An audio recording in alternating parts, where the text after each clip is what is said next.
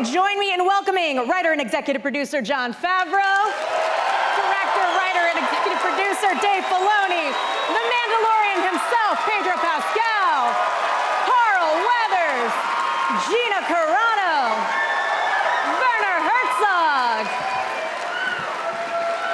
and director Bryce Dallas Howard, director Rick Famuyiwa, director Deborah Chow, and composer Ludwig Göransson.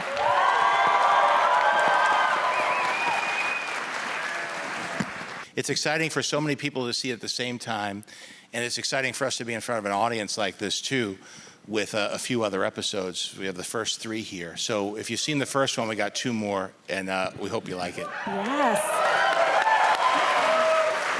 For the cast down here, when did you guys realize how big of a deal this show was going to be? At what point was it? I asked them, what do I have to audition for? You know, this creature, this robot, what? and I'm not really a voiceover actor, you know what I mean? I was like giving them a whole spiel, and they looked confused, and they said, you're the Mandalorian. And I was like, they're asking me to be a part of something that is a really big deal, to answer your question. Beautifully done, beautifully done. Now, Dave, there are a lot of people here that know a heck of a lot about the Mandalorians and their culture, yes. But for someone who may not know, what is something that you think that people need to know going into this show, and where do the Mandalorians stand in a post-Return of the Jedi world? I think the beauty of this show, honestly, is that you don't really need to know anything about Star Wars to enjoy it. If you know the Mandalorians are notoriously the greatest warriors in the galaxy and they'll fight you to prove it, then that'll go a long way and you'll seem smarter at the start. So we kind of pick up in this lawless land, but a lot of these characters seem to have these allegiance, these rules that they're kind of following. How true is that for your character? Well, I think my character, she goes a little bit rogue, and she's a little bit of a loner, and she finds herself, I don't know, just on a planet, and that's where I meet the Mandalorian. I think she's passionate, a bit of an adrenaline junkie, and what I love about her so much is I can be so much stronger with her, and I believe in her, and I absolutely love playing her. So thank you so much for writing her. Bryce, you've kind of been like Star Wars adjacent your entire life. You know, your dad worked with George Lucas and then directed Solo. So how cool does it feel to be in the director's chair, and does it kind of feel like a full circle moment? Yeah, I mean, it's goes without saying, it's kind of the ultimate privilege and honor to be a part of this, you know, storytelling legacy. And when I was a kid, this was just sort of like part of the fabric of my childhood. Like George would send, Dave, you're gonna so know this, George would send like every Christmas like Star Wars figurines, like every single Christmas to all the kids in my family. There are 4 kids. And so I just grew up with just like Lucasfilm merch everywhere and like these figurines, and would play with them and being immersed in that world. And I was 5 years old when George and Kathy and my dad did Willow together. And so it was just so exhilarating to get to kind of continue that experience of just playing with these characters and losing yourself in this extraordinary story. Amazing. For our directors back here, we're hearing a lot about the kind of collaborative environment that you guys got to work in. Can you talk a little bit about that and how you kind of were able to make your episode your own?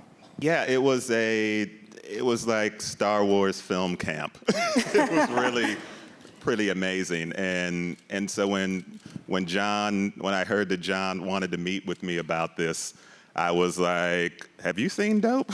Do you know? Have you seen my movies? Are you sure? But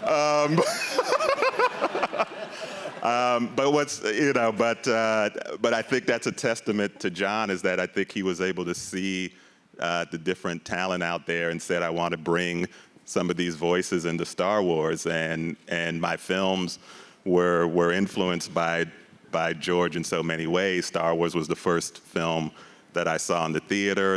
American Graffiti is what what influenced the first film that I directed called The Wood, and it was about, it felt like this incredible full circle moment. And so to be on set was pretty great, and Jon created this incredible environment where he said, bring your voice, bring your talents, and then we all supported each other as we were making the film, and it was such a unique, creative filmmaking environment. I'm so proud to be a part of it, and thank you, Jon, for bringing us in and doing the things you do, my friend.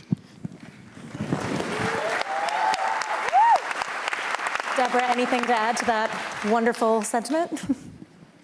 Yeah, I think everything Rick said, but what's interesting is usually as a director, you don't get to interact with other directors very often.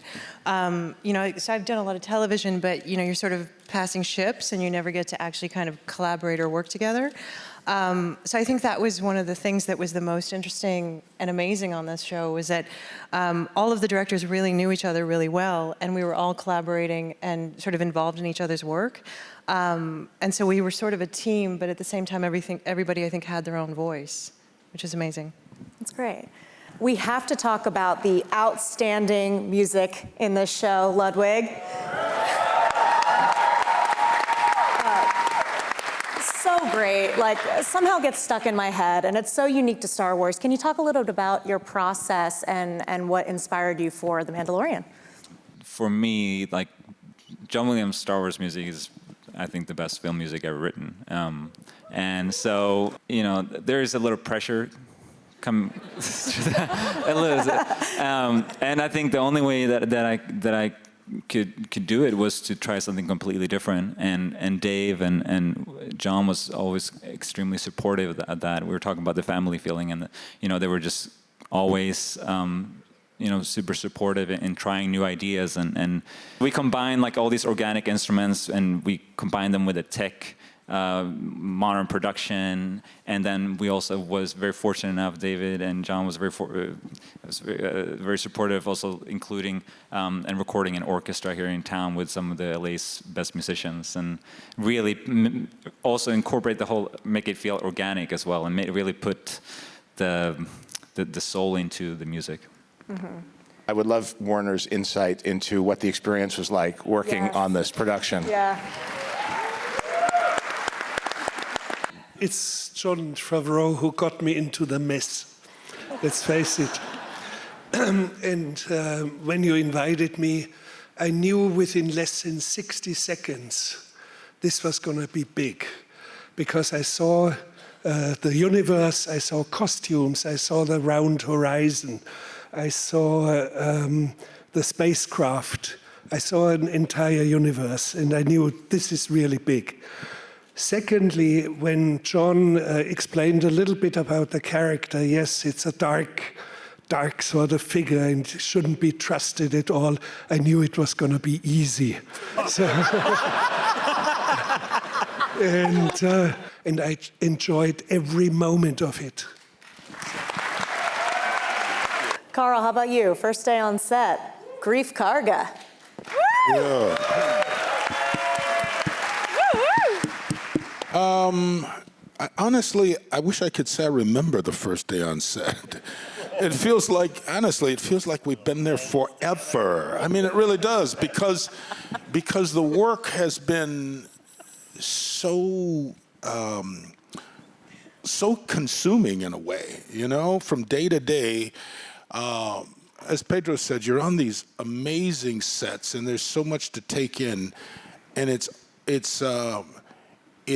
kind of like a sensory overload sometimes, because you're there, and if you're in a vehicle, it's moving. It's actually moving, and if you don't look at the camera and the crew, you feel like you're moving, and if the technology, for whatever reason, stops, then you find yourself jolted because you're like you're going to fall over. But it's just because your senses have bought into it all. So, I mean, those are the things I remember more than anything. Thank you guys so much to this amazing cast and filmmakers. Give them a round of applause.